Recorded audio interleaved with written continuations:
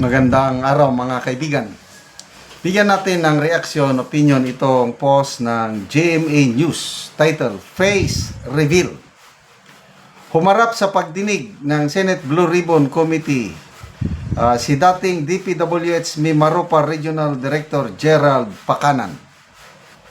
Sa gitna ng pagdinig, question si Pacanan kung bakit nakatakip ang kanyang muka ngayong hindi naman daw siya testigo. Depensa naman ni Pacanan, pending pa raw ang kaso niya sa Sandigan Bayan at wala pang pinal na hatol sa kanya. Natatakot din daw siya para sa kanyang seguridad. Okay. So, ang nangyari, ang regional director na ito napilitan o pinilit mga senador, pinagtulungan ng mga senador hanggang pumayag siya na ipakita ang kanyang muka. Tinatanong ni Senator Pangilinan, bakit ayaw mong ipakita ang iyong muka? Seguridad lang daw. Kaya lang, ang nabanggit ni Senator Pangilinan na ayaw mo bang mapahiya? To me, ang pinakamatindi doon is yung mapahiya. Nakakaawa, naawa ako sa mga pamilya ng mga nasasangkot dito kasi ang kawawa ang kanilang mga anak. Dahil madadamay sila, may pakita ang muka. O siyempre, wala na. Maalala ko, I don't know kung ito ba yung regional director sa Mimaropa.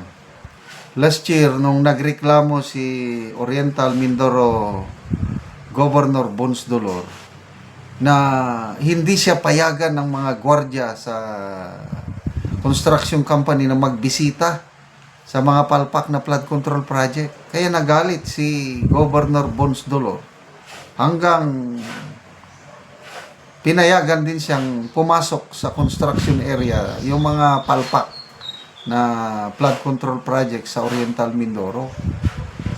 Pagkatapos nun, bumisita kagad din ang regional director ng Mimaropa. I don't know kung ito na nga.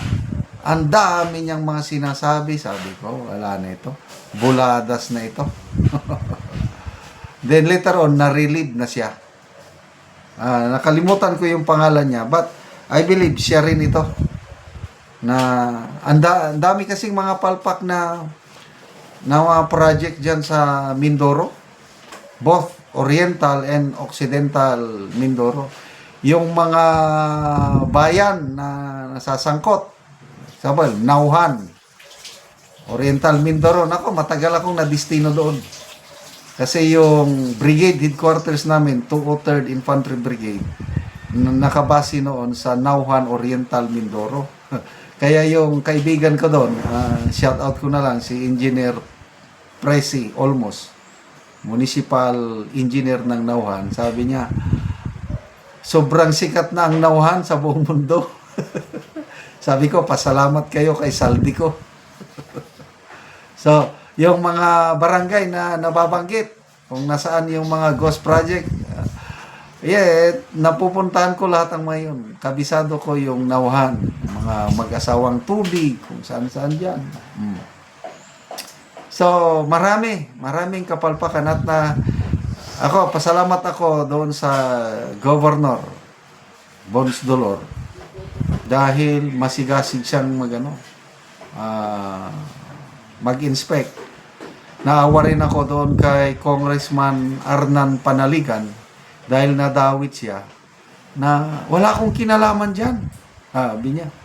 Kasi yung First District of Oriental Mindoro, nandun yung mga isiniwalat ni Senator Ping Lacson na mga palpak ng mga projects.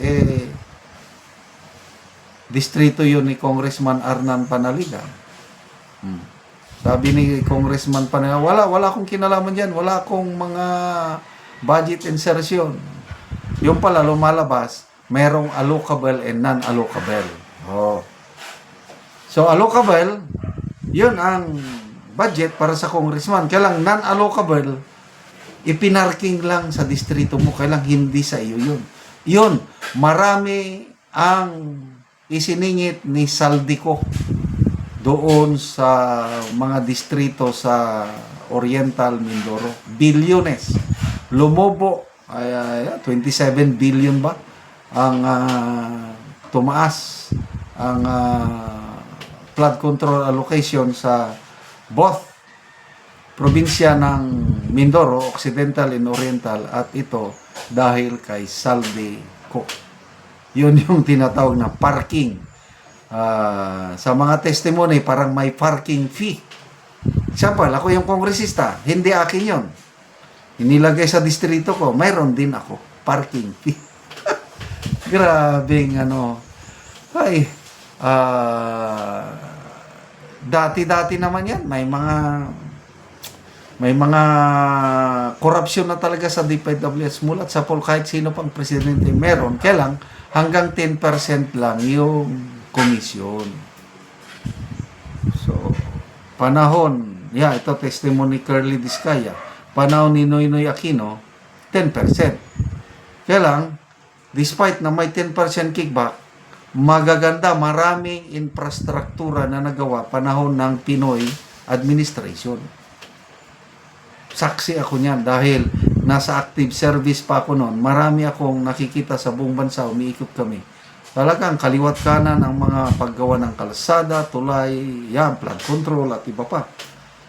Dahil matino yung DPWH Secretary, si Secretary Rogelio Singson.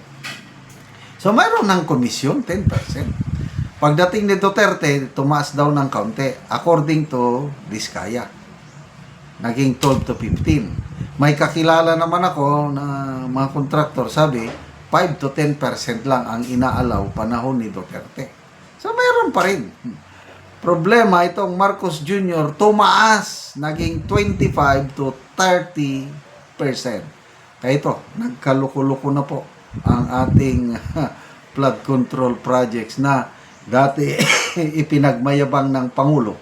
5,500 flood control projects at marami pa. Yun na yung kanyang rason kung bakit negative na ang kanyang trust performance rating dahil sa kapalpakan sa korupsyon sa administration dito.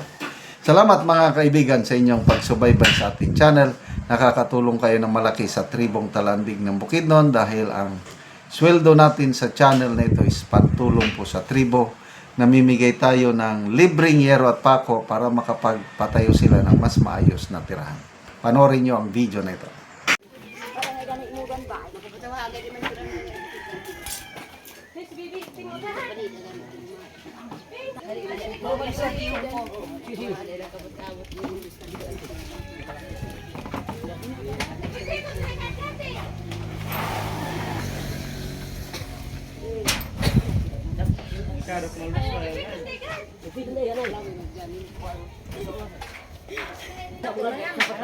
Ate mana untes ka na.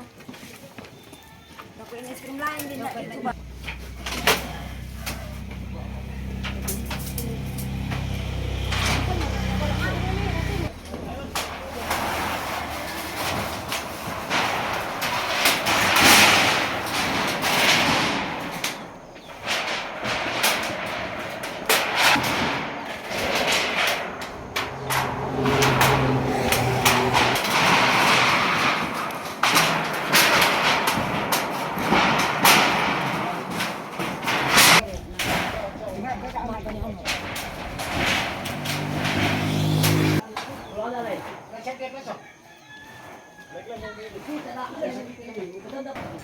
Lansang na.